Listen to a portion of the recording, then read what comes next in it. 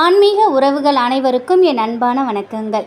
இன்றைக்கி நம்ம பார்க்க போகிற பதிவு வெற்றிகளை குவிக்கும் சோடச கலை நேரத்தை பற்றி தான் பார்க்க போகிறோம்.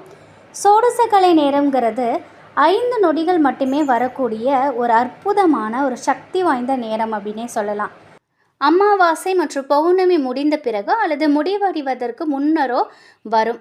இதை சரியாக கணிக்க முடியாது அப்படிங்கிறதுனால நம்முடைய சித்தர்கள் அமாவாசை மற்றும் பௌர்ணமி திதி நிறைவடையக்கூடிய கடைசி 1 மணி நேரத்தையும் நிறைவடைந்ததுக்கு பிறகு வரக்கூடிய 1 மணி நேரத்தையும் கணக்கில் எடுத்துக்கிட்டு வழிபாடு செய்தாங்க. இப்படி செய்யும் பொழுது கண்டிப்பான முறையில் அதில் அந்த சோடசக்கலை நேரங்கிறது வந்துடும். சோடசக்கலை நேரத்தில் நம்ம என்ன வேண்டுறோமோ அது அப்படியே நமக்கு நடக்கும் அப்படின்னு சொல்லப்படுது. இப்படிப்பட்ட நேரத்தில் செய்ய வேண்டிய ஒரு வழிபாட்டு முறையை இந்த பதிவில் நம்ம பார்க்கலாம். இந்த பௌர்ணமி திதி முடிவதற்கு முன்னாடி வரக்கூடிய 1 மணி நேரமும் முடிஞ்சதுக்கப்புறம் வரக்கூடிய 1 மணி நேரமும் இந்த 2 மணி நேரமும் நம்ம எந்த ஒரு சிந்தனையும் இல்லாமல் எந்த வேண்டுதலை மனசில் நினச்சிட்டு இருக்கோமோ அது நமக்கு நிறைவேறணும் அப்படின்னு நம்ம முழு மனதோட நம்பிக்கையோடு நம்ம வேண்டிக்கணும். எந்த வேலையும் செய்யாமல் இப்படி 2 மணி நேரமும் அமைதியாக உட்காந்துருக்கிறதுங்கிறது மிகப்பெரிய விஷயம். அதற்கு மாற்றாக தான் இந்த ஒரு எளிமையான வழிபாட்டு முறை இருக்குது. இதை நீங்கள் பயன்படுத்தி பாருங்கள். நிச்சயமாக ஒரு நல்லது நடக்கும். ஃபஸ்ட்டு நம்ம சோடசக்கலை நேரம் எப்போ வருதுன்னு பார்த்துடலாம். இன்றைய தினம் 10/7/2025 இன்றைய நாள் முழுவதுமே வியாழக்கிழமை முழுவதும் பௌர்ணமி திதி இருக்குது. அதாவது 11/7/2025 நாளைய தினம் வெள்ளிக்கிழமை அன்று 3:11 வரைக்கும் உங்களுக்கு பௌர்ணமி திதிங்கிறது இருக்குது. இதில் சோடசக்கலை நேரம் பார்த்திங்கன்னா 2:11லேருந்து 4:11 இந்த நேரத்தை தான் நம்ம சோடசக்கலை நேரம்னு சொல்கிறோம்.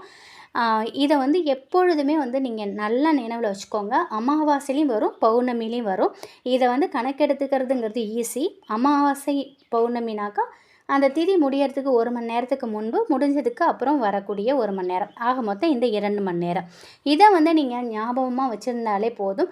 நிச்சயமாக சோடசக்கலை நேரத்தில் நம்ம என்ன நினைக்கிறோமோ, நம்ம என்ன வேண்டுமோ அதை நம்ம சாதிச்சுக்கலாம். இதற்கு இதை பயன்படுத்தி தான் சித்தர்கள், மகான்கள் எல்லாருமே அவங்கவுங்க நினச்சதை சாதிச்சுக்கிட்டாங்க அப்படின்னும் நூல்களில் சொல்லப்பட்டிருக்கு. இந்த நேரத்தில் நம்ம ஒரு தீபம் ஏற்றி வைக்கணும். ஒரு சின்ன தட்டாக எடுத்துக்கோங்க. நாளைய தினம் வெள்ளிக்கிழமைங்கிறதுனால சுக்கிர பகவானுக்கு உரிய நாள், மகாலட்சுமி தாயாருக்கும் உரிய நாள். வெள்ளை மொச்சை இருந்தால் அதை வைத்து கூட நீங்கள் தீபம் ஏற்றலாம். ஒரு தாம்பாளத்தட்டில் வெள்ளை மொச்சையை ஒரு கைப்பிடி அளவு இல்லை கொஞ்சமாக பரப்பி அதற்கு மேலே ஒரு அகல் விளக்கு வைத்து நெய் ஊற்றி நீங்கள் தீபம் ஏற்றலாம். அப்படி உங்களுக்கு மருதாணி இலை கிடைச்சா கூட நீங்கள் அந்த மருதாணி இலையை வச்சு கூட நீங்கள் தீபம் ஏற்றலாம். அப்படி இல்லைன்னா நம்முடைய வாழ்க்கையில் என்றைக்குமே நமக்கு இன்பங்கள் அதிகரிக்கணும், சந்தோஷம் அதிகரிக்கணும் அப்படிங்கிறதுக்காக கல்கண்டு தீபம் கூட நீங்கள் ஏற்றலாம். ஏன்னா பௌர்ணமி திதியில் வெள்ளை பொருட்களை கொண்டு நம்ம அர்ச்சனை செய்வது, நெய்வேத்தியம் வைப்பதுலாம் ரொம்ப விசேஷமானது. சந்திர பகவான் ஆதிக்கம் நிறைந்த அந்த நாளிலே வெண்மையான பொருட்களை கொண்டு நம்ம எது செய்தாலும் அது நமக்கு நிறைய அதீத பலன்களை கொடுக்கும் அப்படின்னு சொல்லுவாங்க.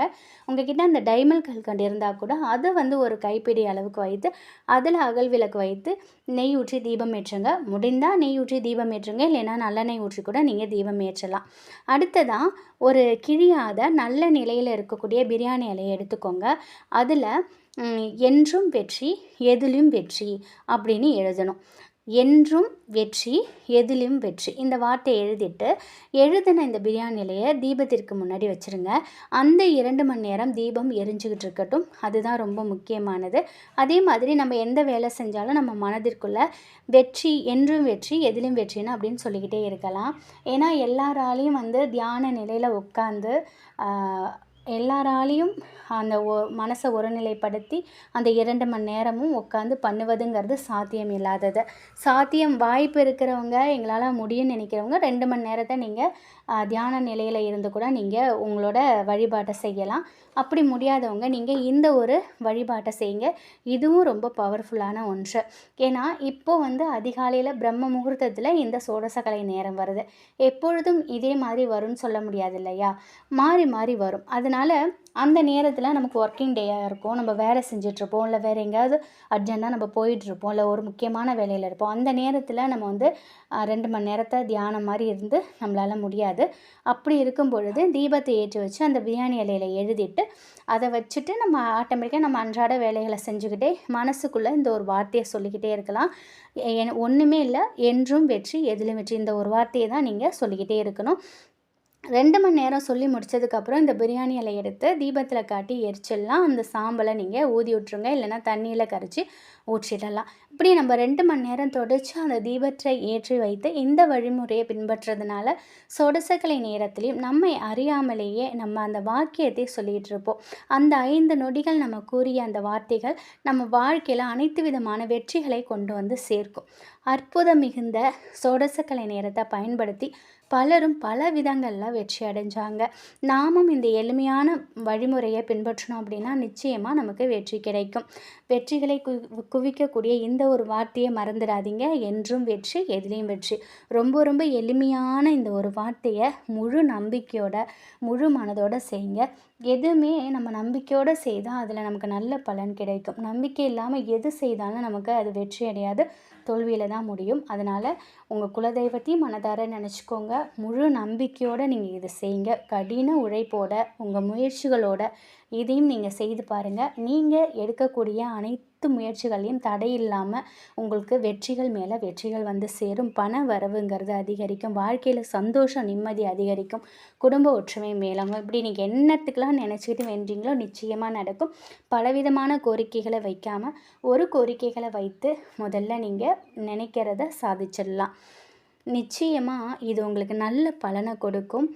இது 100% 200% இல்லை, 1000% உங்களுக்கு நல்ல பலனை கொடுக்கக்கூடிய அற்புதம் வாய்ந்த பரிகாரம்.